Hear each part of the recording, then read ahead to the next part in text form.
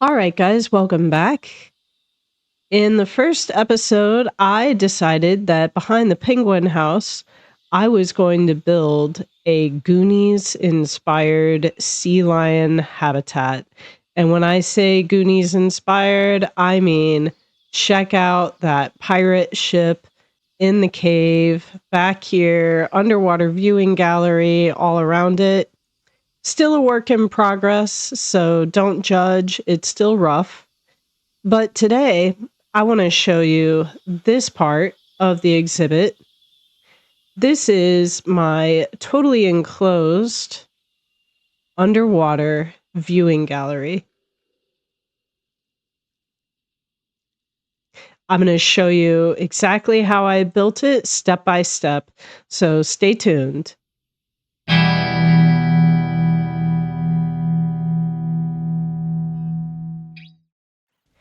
In the first episode of this series, I explained how I tried and completely failed to build a fully submerged underwater tunnel, which was what I originally wanted.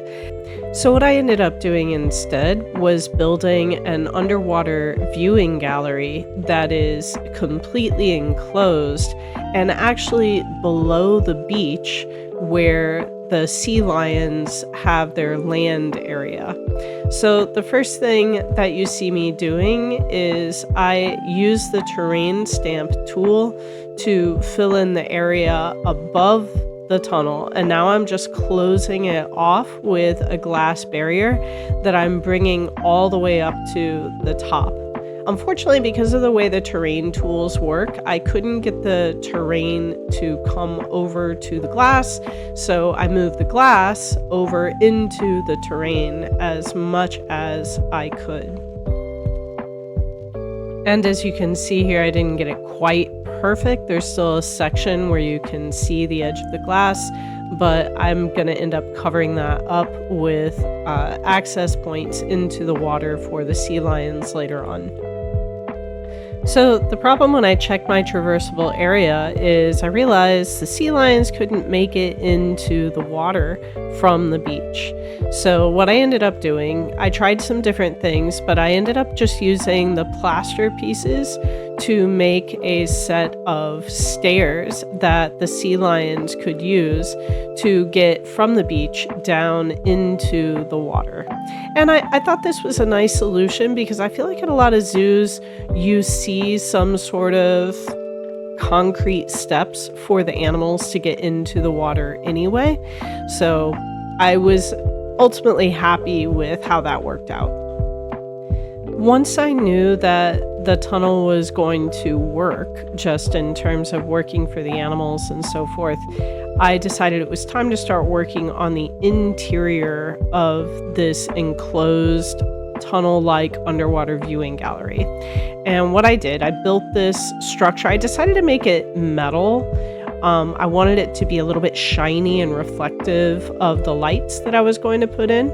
And I measured it out so that it went all the way across, and then I just duplicated it and I recolored a strip of wood, put it down the middle, and I embedded the conservation lights into that. I started out with them sort of like a gold color, but later on I decided I wanted the lights to all be blue, and you'll see later on I changed the color on the lights to blue. So once I got all the lights in on the top, I just copy and pasted the beam, put it down the center so that it ran down the side. Had to work a little bit to realign the lights on the center. And then once I did that, I selected the whole thing, put it in its own group, and then I just sank it straight down into the underwater viewing gallery / pseudo tunnel. And from there, I could very simply duplicate it and move it all along the tunnel.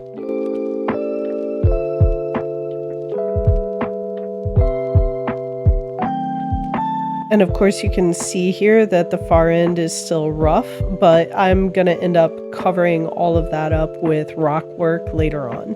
So you won't be able to see the part where it sort of jabs right up against the glass like that. So all in all, I'm pleased with how it came out. It kind of feels like you're going down into an underground bunker or some sort of secret hideaway down there once you are surrounded by these metallic walls with the light shining off of them and everything like that. For the floor, I decided to make a custom floor out of art shape pieces, and I wanted it to look like silhouettes of sea lions chasing fish. I figured it had to be doable because ultimately, isn't everything in the natural world just a series of basic shapes? And if you can train your eye to break it down into basic shapes, then we should be able to replicate that even with the art pieces in Planet Zoo. So I'm pretty happy actually with how my sea lions came out.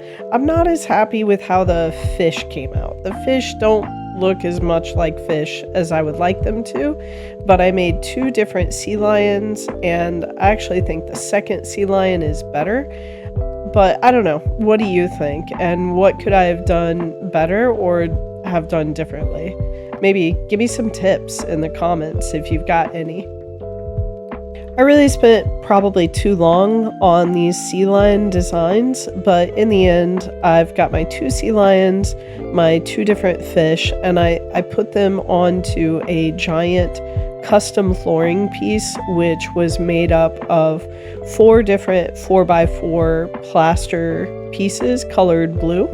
And from there, all I did was duplicate the piece and cover all the path in the bottom of the tunnel / underwater viewing gallery so that it looks as if it's one continuous floor. Even though the guests cannot walk where there is no path, it's gonna look like they're walking in enough places to sort of sell the illusion that they can walk all the way around down there. I will tell you one important lesson I learned here though, which is to flatten your terrain, and then after you think you've gotten it flattened, flatten it again before you put in the path. I had to come back so many times after I'd already put the floor down and erase all the floor that I'd already put down, repath it, and then start over because I kept noticing that the terrain was not quite as level as I needed it to be to really make my custom floor work. So definitely learned my lesson on that one. Not going to do that again in future builds.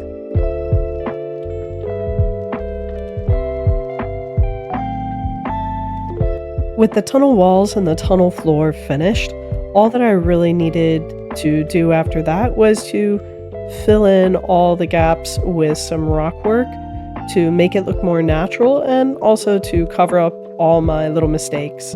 Rocks are great for covering up little mistakes. I'm going to skip through most of this because it's pretty repetitive, but if you're doing a lot of rock work, the best thing you can do is to make a chunk of a rock formation that you like and then just copy all the different individual pieces and duplicate it, and then you can just use the same thing all over the place. And as long as you rotate it here and there, it's pretty hard to notice that it's really the same pattern of rocks being repeated, like what I'm doing here for the ceiling right there. And remember how my tunnel walls were kind of rough on the edges and they came up almost to the glass and left a little bit of a gap? Right there, I made my rocks cover up the bottom, and then I just copied that whole chunk, moved it straight up, and covered up the edge of the tunnel wall at the top. So now you can't even tell that there's a space between the beach and the floor of that tunnel ceiling. I guess I should say the ceiling. You know what I mean. The upper part. And with the rock work done, the last part of this build was to make a retaining wall. For this, I used the rustic stone stuff from the Europe pack, and then I just changed the colors to make it fit with the color palette a little bit better.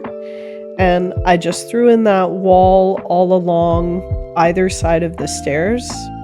And with that part done, I went ahead and built a second wall right next to the stairs that I added a railing to so that the guests wouldn't fall off the stairs on their way down into the viewing gallery. I used the same European rustic wall with some breeze block trim up top, and then I put the railing on top of that. And for the railing, I ended up using a piece from the Australia pack that is like a little fence piece, and I like it because it already looks like a rusted metal fence that maybe has been exposed to the sea breeze and the salt air for too long, and it's gotten kind of rusted out. So I found that easier. I guess I could have just made a custom one, but I thought the Australia fence really suited my purpose in this case, and I don't know, I think it looks pretty good. And with the last few pieces of fencing put down to the bottom, that underwater viewing gallery is basically complete. I will add some finishing touches like some custom habitat boards and other things to make it a little bit more visually interesting. And you can also see that I sealed off either side of the path with a little bit more rock work just to cover up those gaps. So overall, even though I didn't get the submerged tunnel that I was hoping for, I'm pretty happy with how my completely enclosed underwater viewing gallery came out. I hope this video inspires you. I hope it helps you in your own builds.